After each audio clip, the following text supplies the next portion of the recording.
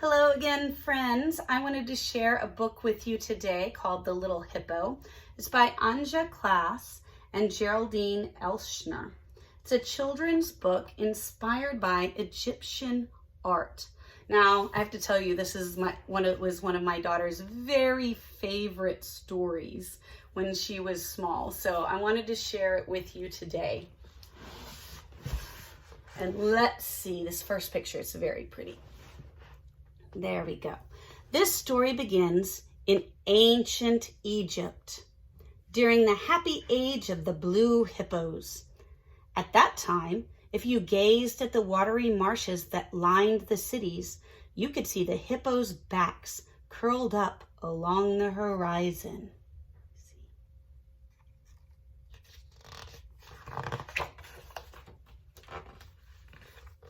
As good masters of the river Nile, the blue hippos bask in the tranquil waters. All around them bloomed flowers, and as time went by, the river's many plants left a mark on their sun-bathed skin. Fish would brush against them, butterflies would land on them, and birds pecked without fear at the strange turquoise creatures. One day, the youngest among them, the one they called Little Hippo, became the friend to Antif, a tall old man with white hair. Every night, side by side, Antif and Little Hippo would admire the setting sun. The sun dies each day to be reborn each morning, the old man would say. Soon I too will fall asleep, just like him. Then a long journey will begin. When Antif left for this unknown kingdom, and when he was laid below the ground, Little Hippo lay down beside him and fell into a deep slumber. Time went by, days, months, centuries. Hidden deep inside their tomb, Antif and Little Hippo seemed to be forgotten. Then one bright morning, at first light of dawn, shovels began to dig through the earth. Hands began to search slowly through everything. One by one, the diggers removed a multitude of objects, each one more precious than the other. All this commotion woke up Little Hippo, who became frightened and hid beneath a stone. It was only then that he noticed his size. Instead of growing all these years, he had been getting smaller and smaller. As soon as he got a chance, Little Hippo slipped out into the open. Nothing looked the same outside. The city had vanished into thin air, and in the river, the blue hippos had disappeared. Where were his brothers, his friends, his parents? There was not even a single flower growing anywhere, not a single bird flying in the sky. Wind and time had taken them all away. I need to find my own kind, thought Little Hippo. Perhaps they've left for distant lands, the one which Antif so often mentioned. And so he began his journey, a minuscule blue spot in the big golden desert. He scampered for days. The more he walked, the more the sand stuck to his skin, covering the beautiful turquoise color of his back. Soon he began to shine as brightly as the sun.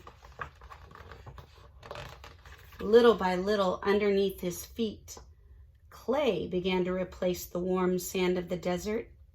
Houses lined the road here and there, and when the wind blew clay dust onto his body, Little Hippo took the appearance of the setting sun.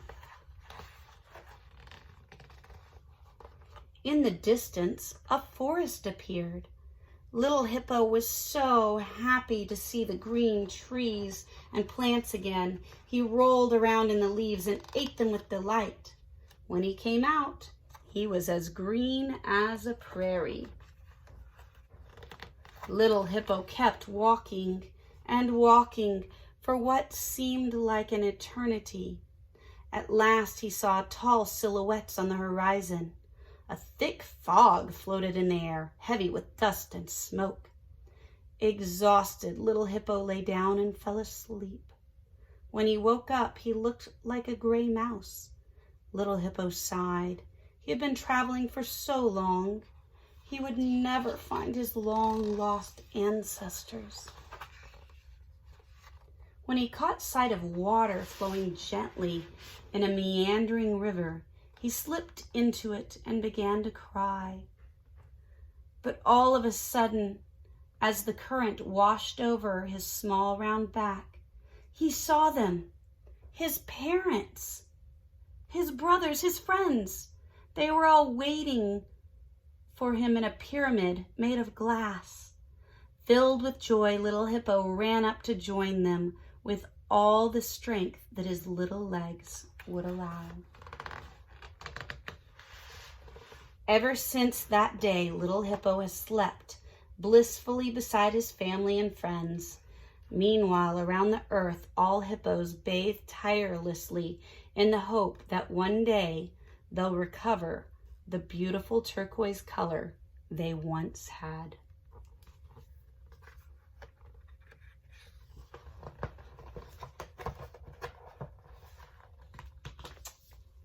And here is what the little blue hippo actually looks like. This is a hippopotamus found in a tomb in Egypt.